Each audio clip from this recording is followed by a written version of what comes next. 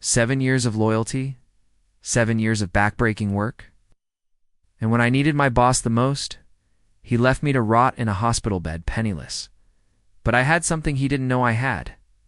The paperwork, the proof, the dirt that would make him lose not just the money he owed me, but his dream house he had spent his entire life building.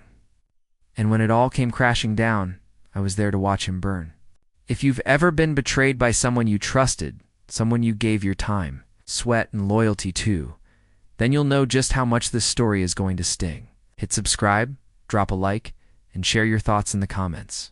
Because today, we're diving into a story where betrayal meets devastating justice. Where do I even begin?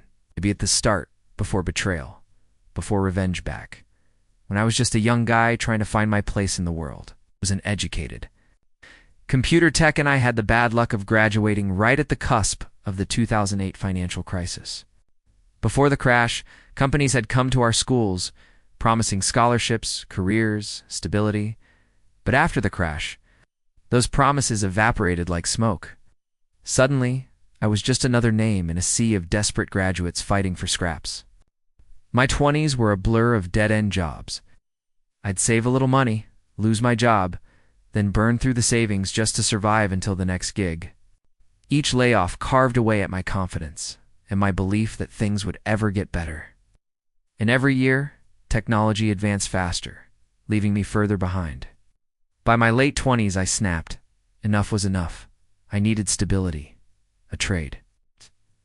Something that couldn't just be outsourced or vanish overnight. That's when I turned to welding my late father's craft. By some stroke of fate, the state had just launched a program offering free training. I jumped at it. And for the first time in my adult life, things worked out. Within days of completing the course, I landed a job as a field welder. That's when I met the man who would change everything, my boss. Let's call him Rat Boss, RB for short. At first, RB was incredible. He ran a small welding company, just half a dozen men, but he had heart. He promised to show me the ropes, teach me real welding, the kind that puts food on the table, and scars on your hands? The work was brutal. Dawn to dusk, 7 days a week, often gone for months at a time. But there was adventure in it, brotherhood, camaraderie. These weren't just co-workers. They became my brothers. We laughed, we fought, we drank, we built things with fire and steel. And RB, he was the kind of boss people dream of having. I still remember the time he took out a personal loan with crushing interest, just so he could pay us on time when a client was late. He chose debt over letting us go hungry. That's the kind of man I thought he was. For 6 years, it was the best job I'd ever had. Hard, yes. Exhausting, absolutely. But fulfilling. And then, year 7 came. The old crew had left. Family. Life exhaustion it pulled them away. RB2 stepped back, leaving me as foreman. At first I thought it was an honor. I'd earned his trust. But soon, things started to crack. The new workers weren't brothers. They were drifters. Addicts, drunkards, people looking for a quick buck. I had to drag them through jobs just to keep the company afloat. Since RB, he changed. Payments started coming late. Travel reimbursements vanished. Counting became creative, as he called it. I was owed thousands in expenses. Thousands I had fronted with my own money, expecting him to pay me back like always. Then came the night that broke me. I got a call at 3 a.m. from a furious client. One of my men, drunk, disorderly, had been arrested, no ID, just his work badge. Guess who had to come bail him out?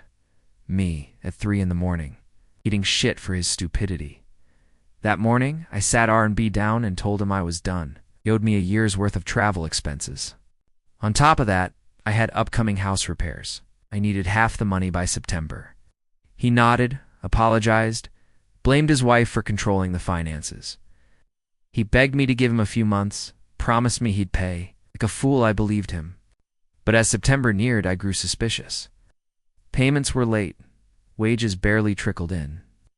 And when we parted ways one evening, RB gave me the fakest smile I've ever seen in my life. That smile said, "You're not getting your money?" I knew I was being betrayed. But fate has a cruel sense of humor. Just a week before RB was supposed to pay me, I had a horrific accident. I slipped on a ramp and shattered my ankle. Surgery. Hospital, months bedridden. And when I needed RB most, when I needed him to keep his promise, to forward the government's sick leave payments to me, he disappeared. Not a cent. Nothing. I lay in that hospital bed, staring at the ceiling, seething. With rage, my savings were drained. My mother had to pay for my house repairs with the little I had left. I had to cash in my lifelong investment just to keep the banks off my back. An investment that would have given me passive income forever gone, and RB. He pocketed the money meant for me. Government aid, my wages, my expenses. He stole it all. That's when I knew he wasn't the man I thought he was. He was a rat, and rats get exterminated. See what RB didn't know is that as foreman, I had every document, every invoice, every shady trick, every labor law violation. I had the kind of dirt that could bury a man. And once I could hobble out of bed still dragging my leg behind me, still doped up on painkillers, I gathered everything. And I turned it in. Labor Inspectorate. Tax Office.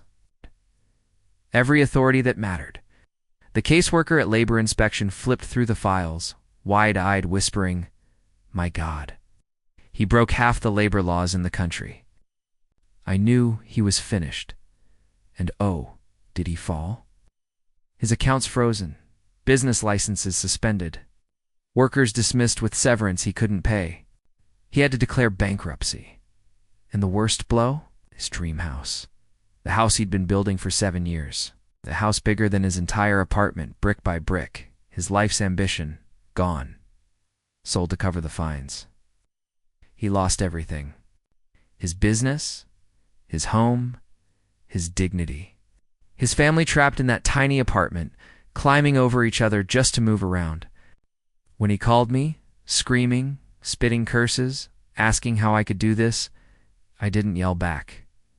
I told him the truth, that he betrayed me, that he left me to rot, that he stole from me, that he was nothing but a rat. And then I hung up, telling him never to call again. In the bankruptcy proceedings, all I recovered was a single month's sick leave. Not the travel costs, not the stolen money, just scraps. But that was enough, because he paid. Oh, he paid. 30 times over, and now, while I stand literally and figuratively, he is broken, reduced to nothing. Dream house gone, business gone, future gone, and me. I can live with that. That's the thing about betrayal. It doesn't just hurt. It changes you. When someone you trusted stabs you in the back, you don't just lose money, you lose faith. And when I watched RB's empire collapse under the weight of his own greed, I didn't feel guilt. I felt closure, because this wasn't just revenge. This was justice. No eye for an eye. No tooth for a tooth. For what he did to me, I took his entire face, his entire head. And now, when he lies awake at night in that cramped apartment, staring at the ceiling like I once did, he probably dreams of what he lost. His house, his pride, his freedom, and that, my friends, is the sweetest revenge. Maybe this makes me a villain too. But in the gutter, where betrayal festers, sometimes the only way out is fire. He burned me, and I burned him back. The difference? I survived. He didn't. What do you think? Was I right to destroy him? Or did I go too far? The comments. If you've ever dreamed of justice like this, hit like, subscribe, and share this video with someone who's been betrayed. Because sometimes revenge isn't just sweet, it's survival.